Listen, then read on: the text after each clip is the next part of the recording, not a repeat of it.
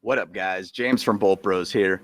Want to give you kind of a little bit of an update about what happened on Thursday's practice. Some of the players kind of sitting out, and also kind of talk a little bit about what Jim Harbaugh's strategy is to talk about injuries and such. So let's go ahead and get into it, guys. Bolt Bros, let's go.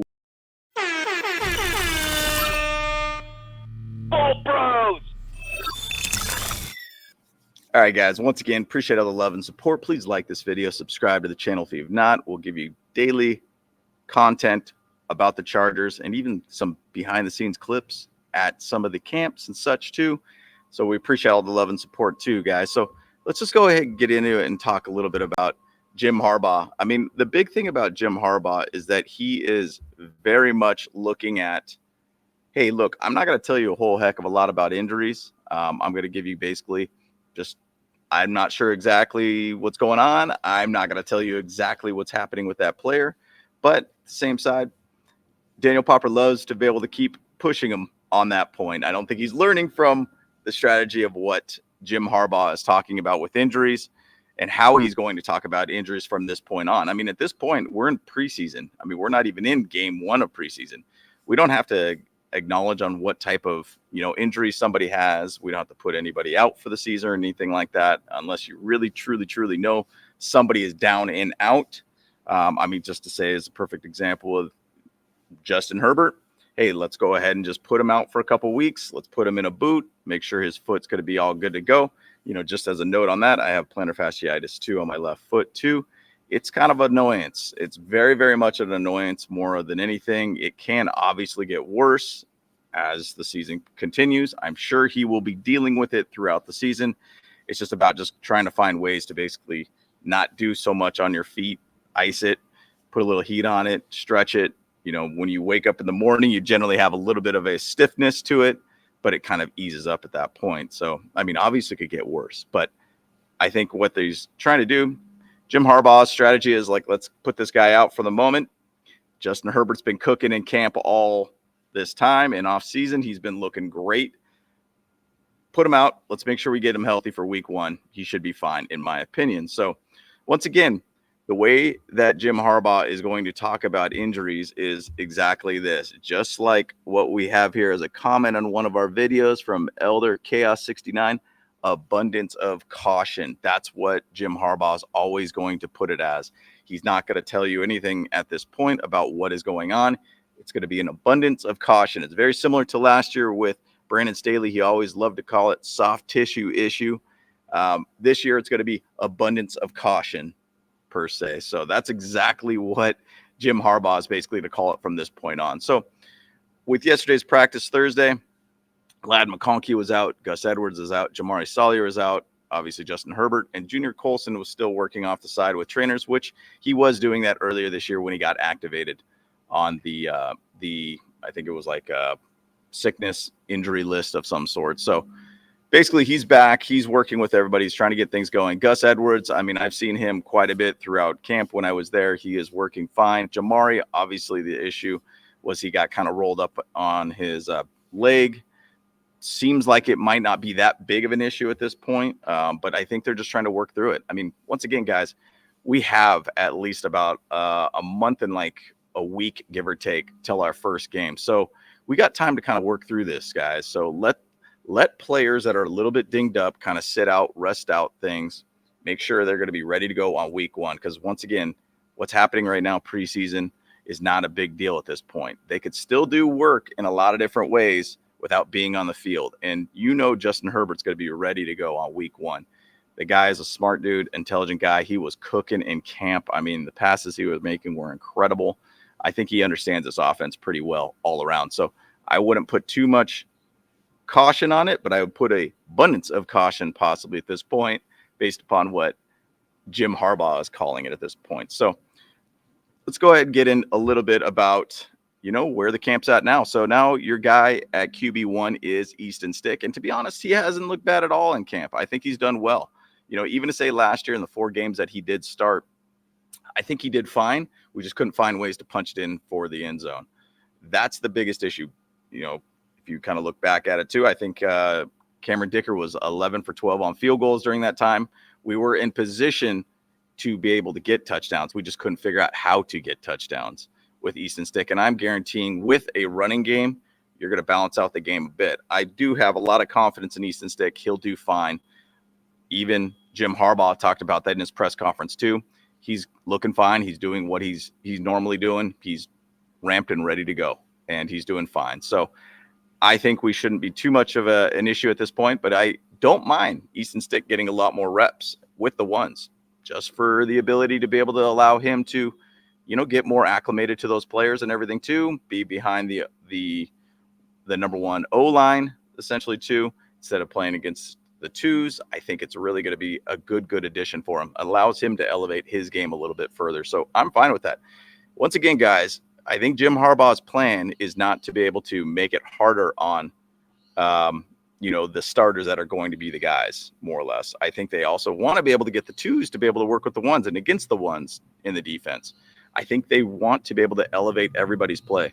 I'm guaranteeing all 53 men that will be on the squad will be ramped and ready to go every single game, every single week. Guaranteed. And everybody will be on the same page. That is a guarantee within this team. So I'm fine with that. And Easton Stick played well yesterday. I mean, I heard the defense did do a pretty good job against him, which you would expect a little bit of a drop at some point. But he did also get a nice touchdown pass to Josh Palmer. And it was kind of within a lot of traffic and everything too. So he did fine there too. So keep it going. I'm fine with Easton Stick doing what he's doing right now. And I'm fine with him being in camp at this moment. And once again, Justin Herbert will be back potentially in 2 weeks. Could be about 3 to 4 weeks. In my opinion, they're probably just going to put him out for the month and just let him do some soft work throughout till the start of the season. I'm totally fine with that. Totally fine with that. Now, J.K. Dobbins, he had a great run, as you saw on some of the Chargers' social medias and such. He had a great run to the outside. I've been saying, man, and I chatted a little bit with J.K. yesterday after he did his interview with the NFL Network. This guy's a big dude, and he's going to be a really, really strong player for us. I even put up a video of him running on the outside, and he's got speed. This guy has the ability to be able to home run hit for us every single time with the ball. And once again, he's only 25 years old, guys. I mean, he's a young dude, and this guy has all the intangibles to be able to do phenomenal things with his team. He's been in the system. He knows the system, and he looks like he's doing well in the system right now. It's obviously about health at this point. He's saying that he's looking good and he's feeling good and everything, and he looked really, really good with that run in the outside. So you got to love to see that. It seems like it's been forever since we've had a run game. Once again, it's been since 2017, Melvin Gordon, since we've had over 1,000-yard back. I think Gus Edwards and J.K. Dobbins could be phenomenal backs for us. Man, how cool would it be if we got 2 1,000-yard backs? Hey, just saying. Who knows? We'll see how it goes. Now, defense. Tarheeb Still.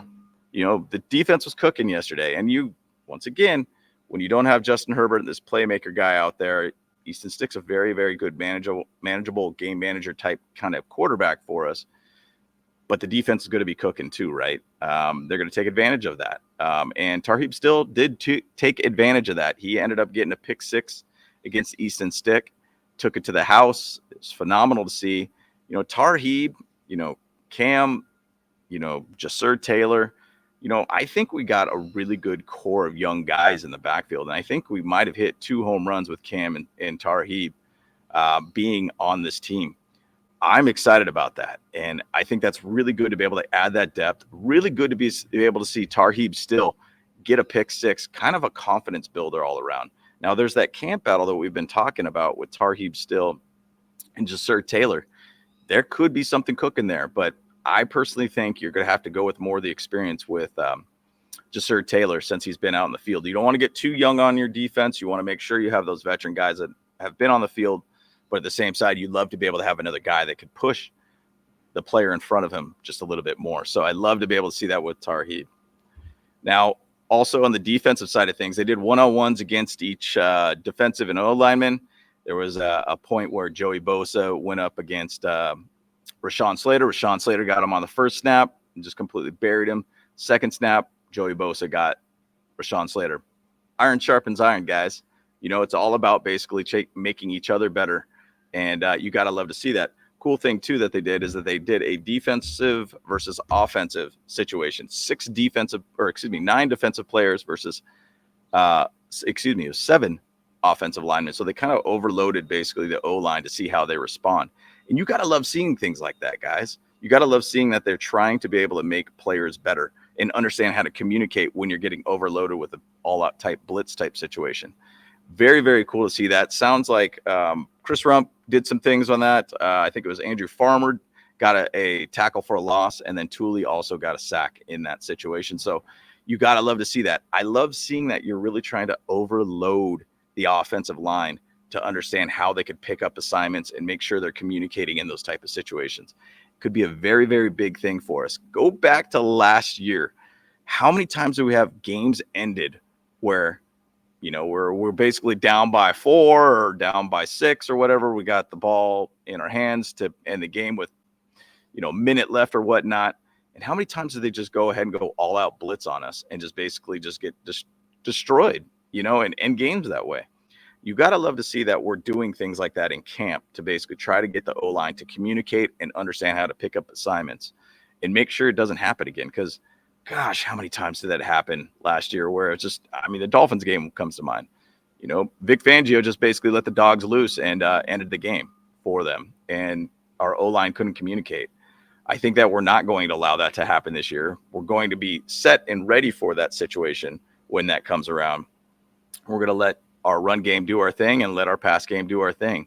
I think it's going to be a big difference all around, but you got to love seeing things like that happening in camp on Thursday. So hopefully it keeps going all around for this team. So once again, guys, just kind of want to give you a couple updates here, guys. I don't think we need to be able to be too worried about what's going on with some of these players. You know, abundance of caution is kind of going to be the whole key word here, guys. And I think more or less it's going to be just a lot of players kind of sitting out, kind of resting. You know, it's kind of a good sign to see that Jamari Sawyer is still out there with the team. So you got to say that, hey, they're trying to see if they can work through whatever they're working through. This is where Ben Herbert's going to be a big, big player in this team's health all around. So I'm excited to be able to see it happen, and I'm excited to be able to see what's going to continue with some of the players that we do have on our team. We got a lot of good things moving along here, guys, and we're not too far away from some Chargers football and some preseason football. So cannot wait for it, guys. So once again, James from Bolt Bros, let's go.